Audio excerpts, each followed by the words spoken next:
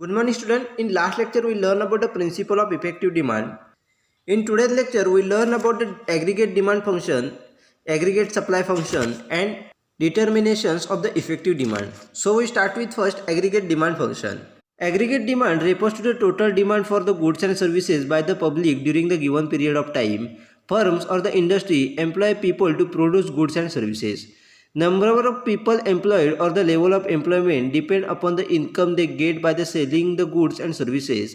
Higher the income, expect the higher will be the level of the employment and vice versa. In other words, if the total expenditure of the public on the goods and services is more, then the employment will be also more and vice versa. तर या ठिकाणी आपल्याला सांगितले की aggregate demand म्हणजेच काय. तर aggregate demand म्हणजेच काय, तर एका ठराविक पिरियडमध्ये गुड्स आणि सर्व्हिसेससाठी जी काही टोटल डिमांड येते त्याला सगळ्यांनी आपण ॲग्रिगेट डिमांड असं म्हटलं जातं. आणि ही जी काही डिमांड आहे ती फुलफिल करण्यासाठी आपल्याला वेगळ्या प्रकारचे प्रोडक्ट आणि सर्व्हिसेस आपल्याला प्रोड्यूस करावे लागतात.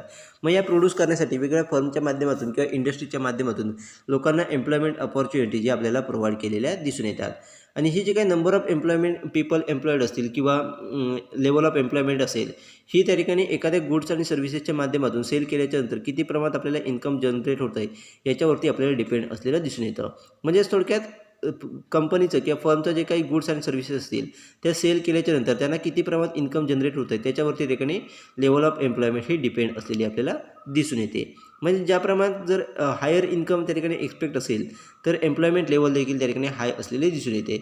आणि जर इन्कम हे त्या ठिकाणी लोअर त्या ठिकाणी एक्सपेक्टेड असेल, म्हणजेच कमी इन्कम त्या ठिकाणी एक्सपेक्टेड असेल तर लेवल ऑफ एम्प्लॉयमेंट देखील आपल्याला कमी असलेली दिसून येते. तर इतर भाषेत आपल्याला सांगायचं झालं तर आपल्याला लक्षात येईल की जो काही एक्सपेंडिचर आहे, टोटल एक्सपेंडिचर जो आहे पब्लिकच्या माध्यमातून सर्व्हिस आणि गुड्ससाठी केला जाणारा, तो जर जास्त असेल तर एम्प्लॉयमेंट ही त्या ठिकाणी आपल्याला जास्त असलेली दिसून येते. म्हणजे लेवल ऑफ एम्प्लॉयमेंट ही जास्त असलेली दिसून येते. कारण ज्यावेळेला पब्लिक हे त्या ठिकाणी गुड्स आणि सर्व्हिसेसवरती एक्सपेंडिचर करतात तेच त्या ठिकाणी फर्मच्या ठिकाणी आपल्याला इन्कम असलेलं दिसून येतं. त्यामुळे ज्यावेळेला पब्लिक जास्तीत जास्त एक्सपेंडिचर करतं त्यावेळेला त्या ठिकाणी लेवल ऑफ एम्प्लॉयमेंट ही वाढलेली दिसून येते. आणि ज्यावेळेला पब्लिक हे त्या ठिकाणी एक्सपेंडिचर कमी करतं त्यावेळेला त्या ठिकाणी आपल्याला एम्प्लॉयमेंट अपॉर्च्युनिटी जी आहे ते आपल्याला कमी झालेल्या दिसून येतात किंवा लेवल ऑफ एम्प्लॉयमेंट जी आहे ती आपल्याला कमी झालेली दिसून येते.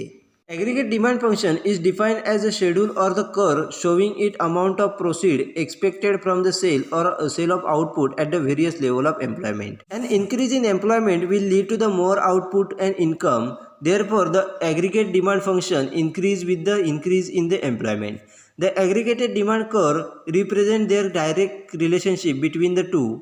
The curve is shown as follows. या ठिकाणी आपल्याला सांगितले की ॲग्रिगेट डिमांड फंक्शन म्हणजेच काय. तर ॲग्रिगेट डिमांड फंक्शन म्हणजेच काय, तर त्या ठिकाणी एका ठराविक लेवल ऑफ एम्प्लॉयमेंटमध्ये आपल्याला प्रोडक्टच्या सेलमधून किंवा आउटपुटच्या सेलमधून किती प्रमाणात त्या ठिकाणी आपल्याला अमाऊंट त्या ठिकाणी मिळणार आहे किंवा ती प्रमाणात त्या ठिकाणी आपल्याला इन्कम जनरेट होणार आहे त्याचं जे काय आपण त्या ठिकाणी शेड्यूल केलं जातं किंवा कर्वच्या माध्यमातून रिप्रेझेंट केलं जातं त्यालाच त्या ठिकाणी आपण ॲग्रिगेट डिमांड फंक्शन असं म्हटलं जातं. म्हणजेच थोडक्यात त्या ठिकाणी एका ठराविक एम्प्लॉयमेंट लेवलला आपल्याला प्रोडक्ट किंवा आउटपुट सेल केल्याच्या नंतर आपल्याला किती प्रमाणात त्या ठिकाणी इन्कम जनरेट होणार आहे, किती प्रमाणात आपल्याला अमाऊंट त्या ठिकाणी एक्सपेक्टेड आहे, हे जे काही त्या ठिकाणी शेड्यूलच्या माध्यमातून एका टेबल शेड्यूलच्या माध्यमातून असेल किंवा कर्वच्या माध्यमातून असेल हे रिप्रेझेंट केलं जातं त्यालाच त्या ठिकाणी आपण ॲग्रिगेट डिमांड फंक्शन असं म्हटलं जातं. तर आपल्या लक्षात येईल की ज्यावेळेला एम्प्लॉयमेंट वाढते त्यावेळेला त्या ठिकाणी आपल्याला आउटपुट आणि त्याचबरोबर इन्कम देखील आपल्याला वाढलेलं दिसून येतं. त्यामुळे त्या ठिकाणी ॲग्रिगेट डिमांड फंक्शन जे आहे ते आपल्याला ज्याप्रमाणे एम्प्लॉयमेंट वाढते त्याच पद्धतीने त्या ठिकाणी आपल्याला ॲग्रिगेट डिमांड फंक्शन्स देखील वाढत जाताना दिसून येतं. आणि ॲग्रिगेट डिमांड कर्वच्या माध्यमातून त्या ठिकाणी आपल्याला आउटपुट, इन्कम आणि एम्प्लॉयमेंट याच्यामध्ये त्या ठिकाणी डायरेक्ट रिलेशनशिप जे आहे ते आपल्याला रिप्रेझेंट केलेलं दिसून येतं. तर या ठिकाणी खाली आपल्याला डायग्राम दिले आहे त्या डायग्रामच्या माध्यमातून आपल्याला ॲग्रिगेट डिमांड फंक्शन जे आहे ते आपल्याला रिप्रेझेंट केलेलं दिसून येतं. तर त्या डायग्रामच्या माध्यमातून कशा पद्धतीने आपल्याला रिप्रेझेंट केलं आहे त्यापर्यंत समजून घेऊया. In the above diagram DD is aggregate demand curve sloping upward. It indicates that the level of employment increase, aggregate demand functions or the expected proceed tend to increase. While the individual demand curve slope downward, the aggregate demand curve slope upward. This is because the demand for the consumption and investment goods will be the rise with the increase in employment. Though the curve is sloping upward, it is not steep to right. This is because when the income rise, expenditure will also increase, but at the diminishing rate due to the tendency of people to save the part of their income. जर detail डायग्राममध्ये जर बघितलं तर म्हणजे 4.1 या फिगरमध्ये जर बघितलं तर आपल्याला लक्षात येईल की DDच्या माध्यमातून आपल्याला ॲग्रिगेटेड डिमांड कर्व हा देखील आपल्याला रिप्रेझेंट केलेला दिसून येतो. आणि ॲग्रिगेटेड डिमांड कर हा त्या ठिकाणी आपल्याला अपवर्ड स्लोपिंग त्या ठिकाणी असलेला दिसून येतो. याच्या माध्यमातून त्या ठिकाणी आपल्याला इंडिकेट केलं आहे की एम्प्लॉयमेंट ज्या पद्धतीने वाढत जाते, म्हणजेच एक्स ॲक्सिसवरती आपल्याला लेवल ऑफ एम्प्लॉयमेंट दिले आणि वाय ॲक्सिसवरती आपल्याला प्रोसीड दिलेले आहेत. तर त्याच्या माध्यमातून आपल्याला लक्षात येईल की ज्याप्रमाणे एम्प्लॉयमेंट त्या ठिकाणी वाढत जाते त्याचप्रमाणे त्या ठिकाणी आपल्याला ॲग्रिगेट डिमांड फंक्शन किंवा एक्सपेक्टेड प्रोसीड जे आहे ते आपल्याला ठिकाणी आपल्याला वाढत जाताना दिसून येत आहे. त्याचबरोबर आपल्याला लक्षात येईल की ज्यावेळेला इंडिव्हिज्युअल डिमांड कर हा ठिकाणी डाऊनवर्ड स्लोपिंग असतो त्यावेळेला ॲग्रिगेटेड डिमांड कर हा ठिकाणी आपल्याला अपवर्ड स्लोप त्या ठिकाणी असलेला दिसून येतो. तर असं का होतं, तर ज्यावेळेला एम्प्लॉयमेंट इन्क्रीज होते, म्हणजेच लोकांचे जे काही एम्प्लॉयमेंट किंवा इन्कम जे आहे ते वाढत जातं, त्यावेळेला त्यांचं जे काही कन्झम्पशन गुड्स किंवा इन्व्हेस्टमेंट गुड्सची जी काही डिमांड आहे ती आपल्याला वाढलेली दिसून येते. त्यामुळे त्या ठिकाणी ज्यावेळेला इंडिव्हिज्युअल डिमांड कर ज्यावेळेला डाऊनवर्ड स्लोपिंग असतो त्यावेळेला आपल्याला ॲग्रिगेट डिमांड कर हा ठिकाणी आपल्याला अपवर्ड स्लोपिंग त्या ठिकाणी असलेला दिसून येतो. परंतु जरी त्या ठिकाणी कर हा त्या ठिकाणी अपवर्ड स्लोपिंग त्या ठिकाणी असला तरी तो राईट साईडला आपल्याला स्टिप झालेला म्हणजेच उभा झालेल्या ठिकाणी सरळ गेलेला दिसून येत नाही. तर असं का होतं, तर ज्यावेळेला आपण त्या ठिकाणी आपलं इन्कम वाढतं त्यावेळेला आपले एक्सपेंडिचर त्या ठिकाणी वाढलेले दिसून येतात, परंतु अगदी कमी रेटमध्ये त्या ठिकाणी आपल्याला एक्सपेंडिचर हे वाढलेले दिसून येतात. कारण लोकांमध्ये त्या ठिकाणी आपला जो काही इन्कमचा पार्ट आहे तो सेव्ह करण्याची टेंडन्सी त्या ठिकाणी असलेली दिसून येते. त्यामुळे ज्या प्रमाणात आपण एक्सपेंडिचर वाढतं त्या प्रमाणात ज्या प्रमाणात आपलं इन्कम वाढतं त्याच पद्धतीने एक्सपेंडिचर वाढत नाही, तर त्याच्यामधला काही भाग हा त्या ठिकाणी आपल्याला सेव्ह केलेला दिसून येतो. त्यामुळे एक्सपेंडिचर जे आहे ते अगदी डिमिनिशिंग रेटमध्ये आपल्याला इन्क्रीज झालेले दिसून येतात. त्यामुळे जो काही डिमांड कर जो आहे तो आपल्याला जरी अपवर्ड्स असला तरी राईट साईडला आपल्याला स्टिप झालेला उभा झालेला आपल्याला दिसून येत नाही. अशा पद्धतीने त्या ठिकाणी आपल्याला ॲग्रिगेट डिमांड फंक्शन हे त्याकडे रिप्रेझेंट केलेलं आहे. Next is aggregate supply function. Productions of the goods and services involve the cost of production, which include the normal profit. Business firm would like to recover this cost of production when they employ the labor. Aggregate supply function refers to the schedule of minimum amount of proceed which is necessary to induce the entrepreneur to employ the labor.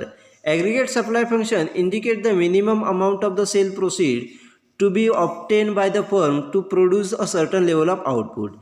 The aggregate supply curve shows an upward trend as follows. Next या ठिकाणी आपल्याला concept दिली आहे ती म्हणजेच aggregate supply function. म्हणजेच आपल्याला लक्षात येईल की आपण एखादं गुड्स किंवा सर्व्हिस ज्यावेळेला प्रोड्यूस करतो त्यावेळेला कॉस्ट ऑफ प्रोडक्शन ही त्यामध्ये इन्व्हॉल्व असलेली आपल्याला दिसून येते. म्हणजेच त्या ठिकाणी कॉस्ट ऑफ प्रोडक्शन आपल्याला आलेली दिसून येते आणि ही कॉस्ट ऑफ प्रोडक्शन ही त्या ठिकाणी आपण नॉर्मल प्रॉफिटमध्ये ठिकाणी इन्क्लूड करत असतो. त्याचबरोबर आपल्याला लक्षात येईल की ज्यावेळेला एखादा बिझनेस फर्म हा ठिकाणी वेगवेगळ्या प्रकारचे लेबर त्या ठिकाणी एम्प्लॉय करतो किंवा वेगवेगळ्या प्रकारच्या लोकांना ठिकाणी एम्प्लॉयमेंट अपॉर्च्युनिटीज निर्माण करून देतो, त्यावेळेला जे काही ठिकाणी आपल्याला कॉस्ट ऑफ प्रोडक्शन आलेली असते ती त्या ठिकाणी बिझनेस फर्म हे ठिकाणी आपल्याला कशा पद्धतीने रिकवर करता येईल याच्याकडे आपल्याला फोकस करताना दिसून येतात. तर त्या ठिकाणी ॲग्रिगेट सप्लाय फंक्शनच्या माध्यमातून काय केलं जातं, तर एखाद्या कंपनीने किंवा एखाद्या एंटरप्रेन्युअरने ठिकाणी वेगळ्या प्रकारचं जे काही लेबर आहे ते एम्प्लॉय केल्याच्या नंतर त्याला कोणकोणत्या प्रकारची मिनिमम अमाऊंट त्या ठिकाणी आपल्याला प्रोसीड करावी लागते ही त्या ठिकाणी आपल्याला ठिकाणी ॲग्रिगेट सप्लाय फंक्शनच्या माध्यमातून रेफर केलेली दिसून येते. म्हणजे थोडक्यात आपल्याला लक्षात येईल की एखाद्या एंटरप्रेन्युअरने ठिकाणी लेबर फोर्स त्या ठिकाणी किंवा एम्प्लॉयमेंट अपॉर्च्युनिटी निर्माण करून दिल्याच्या नंतर त्याला किती प्रमाणात त्या ठिकाणी अमाऊंट आहे ते ठिकाणी येऊ शकते किंवा किती प्रमाणात अमाऊंट जी आहे ती आपल्याला प्रोसीड अमाऊंट जी आहे ती किती प्रमाणात येऊ शकते ही त्या ठिकाणी आपल्याला ॲग्रिगेट सप्लाय फंक्शनच्या माध्यमातून त्या ठिकाणी आपल्याला शेड्यूल केलेली आपल्याला दिसून येते. त्याचबरोबर ॲग्रिगेट सप्लाय फंक्शनच्या माध्यमातून त्या ठिकाणी एका सर्टन लेवलचा आउटपुट प्रोड्यूस केल्याच्या नंतर त्या फर्मला किती प्रमाणात त्या ठिकाणी सेल्स प्रोसीड होऊ शकतो किंवा त्या ठिकाणी किती प्रमाणात त्या ठिकाणी आपल्याला सेल्सच्या माध्यमातून इन्कम जनरेट होऊ शकतं हे देखील त्या ठिकाणी आपल्याला ॲग्रिगेट सप्लाय फंक्शनच्या माध्यमातून आपल्याला इंडिकेट केलेलं दिसून येतं. तर ठिकाणी ॲग्रिगेट सप्लाय फंक्शन हा कशा पद्धतीने रिप्रेझेंट केला जातो तो या ठिकाणी खाली आपल्याला डायग्रामच्या माध्यमातून रिप्रेझेंट केलेला आहे. तर आपल्याला अपवर्ड ट्रेंड त्या ठिकाणी असलेला आपल्याला दिसून येतो. तर आपण डायग्रामच्या माध्यमातून समजून घेऊया की ॲग्रिगेट सप्लाय फंक्शन हे कशा पद्धतीने वर्क करतं. The aggregate supply curve is a slope upward to the right. When the more and more people are employed, the cost will be the increase and hence the minimum proceed required will be rise in the greater proportion due to increasing cost and diminishing return. Hence the curve becomes steeper when it is slope upward. At point T, the supply curve becomes vertical straight line. It indicates that full employment has been attained. After this point increase in cost will not be lead to the more employment. तर या ठिकाणी आपल्याला 4.2 या डायग्रामच्या माध्यमातून आपल्याला ॲग्रिगेटेड supply कर किंवा ॲग्रिगेटेड सप्लाय फंक्शन हे रिप्रेझेंट केलेलं आहे. तर त्यामध्ये लक्षात येईल की एएसच्या माध्यमातून आपल्या ठिकाणी ॲग्रिगेटेड सप्लाय कर हा रिप्रेझेंट केलेला आहे आणि तो सप्लाय कर जो आहे तो आपल्याला राईट साईडला अपवर्ड असलेला दिसून येतो. त्याचबरोबर एक्स ॲक्सिसवरती आपल्याला लेवल ऑफ एम्प्लॉयमेंट दिले आणि वाय ॲक्सिसवरती आपल्याला मिनिमम प्रोसिड दिलेला आहे. तर त्या करच्या माध्यमातून आपल्याला लक्षात येईल की ज्या वेळेला एम्प्लॉयमेंट हे वाढत जातं म्हणजेच पीपल ऑफ एम्प्लॉयड हे वाढत जातात त्यावेळेला कॉस्ट पण त्या ठिकाणी आपल्याला वाढत गेलेली दिसून येते. त्याचबरोबर मिनिमम प्रोसिड जो आहे तो देखील आपल्याला ग्रेटर प्रपोर्शनमध्ये त्या ठिकाणी आपल्याला वाढत गेलेला दिसून येतो.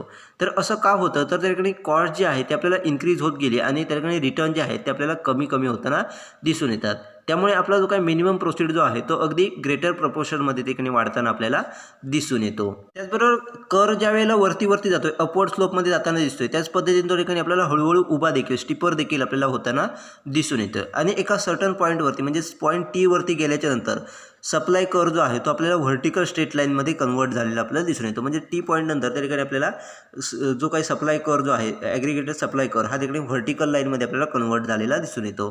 तर त्याच्या माध्यमातून काय इंडिकेट केलं जातं तर त्या ठिकाणी ज्या फर्मच्या माध्यमातून त्या ठिकाणी एम्प्लॉयमेंट जी आहे ती आपल्याला फुलफिल झालेली दिसून येते म्हणजे फुल एम्प्लॉयमेंट त्या ठिकाणी अटेंड केलेलं दिसून येतं.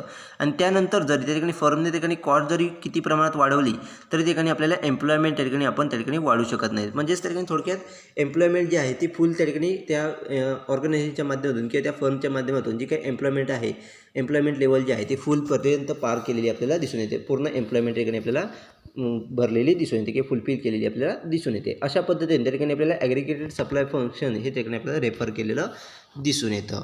Next concept is determination of effective demand. Effective demand is determined at the point where the aggregate demand curve intersect aggregate supply curve. This effective demand determine the level of employment and the economy will be the stable equilibrium. The determinations of the effective demand is shown as below. म्हणजे next आपल्याला concept दिली आहे ती म्हणजे determination of effective demand. म्हणजे त्या ठिकाणी effective demand हे त्या ठिकाणी आपण कशावरती डिटरमाइन करतो तर ज्या पॉईंटवरती त्या ठिकाणी ॲग्रिगेट डिमांड कर आणि ॲग्रिगेट सप्लाय कर हे त्या ठिकाणी इंटरसेक्ट करतात त्या पॉईंटवरून त्या ठिकाणी आपण इफेक्टिव्ह डिमांड हे डिटरमाइन करत असतो. त्याचबरोबर त्याच्या माध्यमातून लेवल ऑफ एम्प्लॉयमेंट असेल त्याचबरोबर आपली इकॉनॉमी जी आहे ती इक्विलिब्रियम आहे का स्टेबल आहे का हे त्या ठिकाणी आपण आयडेंटिफाय करत असतो. तर खाली दिलेल्या डायग्रामच्या माध्यमातून आपल्या ठिकाणी इफेक्टिव्ह डिमांड कशा पद्धतीने डिटरमाइन केले जाते ते या ठिकाणी आपल्याला रिप्रेझेंट केलेले आहे ते आपण आता समजून घेऊया. E is the point where the aggregate demand is equal to the aggregate supply. E is the point of the effective demand. OM is the equilibrium level of employment. At point E, minimum proceed required is equal to the expected proceed. Before point E, aggregate demand is more than the aggregate supply. This implies that expected proceed are more than the minimum proceed. After point E, aggregate supply is more than aggregate demand. Here the sales proceed expected are less than the minimum proceed. Thus E is the equilibrium point where the both are equal.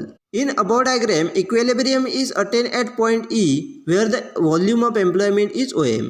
It is not at the full employment level. The full employment level here is OM1.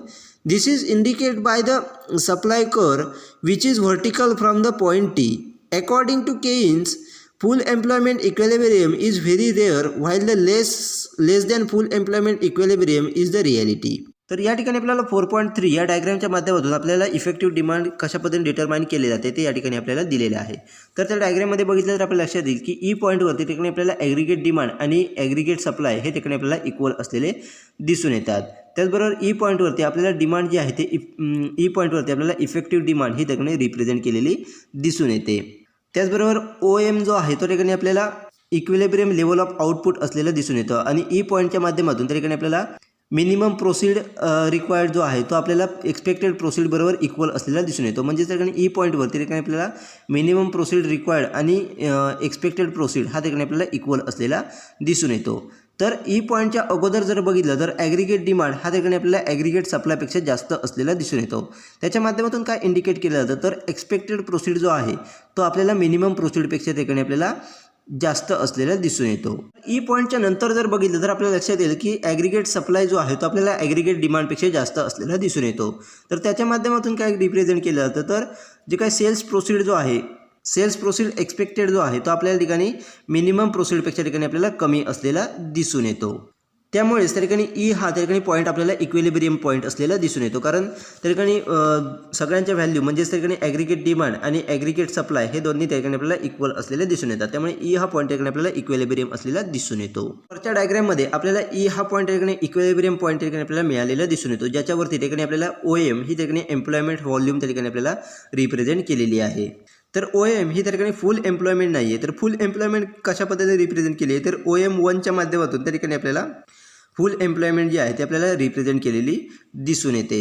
म्हणजेच आपल्याला लक्षात येईल की OM वरती जर बघितलं तर आपल्याला लक्षात येईल की सप्लाय कर जो आहे तो आपल्याला T पॉईंटवरती ठिकाणी व्हर्टिकल झालेला आहे. त्याच्या माध्यमातून आपल्याला लक्षात येईल की त्या ठिकाणी फुल एम्प्लॉयमेंट ही ठिकाणी आपल्याला रिप्रेझेंट केलेली आहे.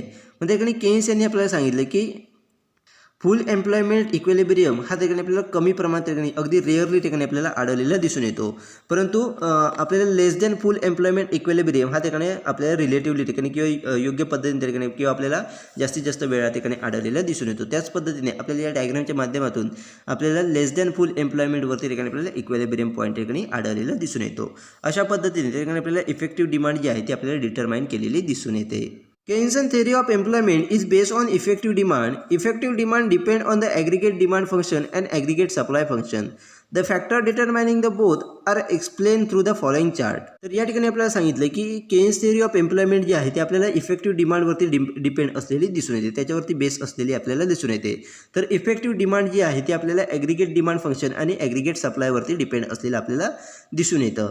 तर या दोन्ही गोष्टीवरती ठिकाणी आपल्याला कोणकोणते फॅक्टर ठिकाणी डिटरमाइन असतात ते आपल्याला या ठिकाणी चार्टच्या माध्यमातून एक्सप्लेन केले. ते आपण चार्टच्या माध्यमातून समजून घेऊया की ॲग्रिगेट डिमांड फंक्शन आणि ॲग्रिगेट सप्लाय फंक्शनवरती कोणते फॅक्टर हे डिटरमाइन करतात.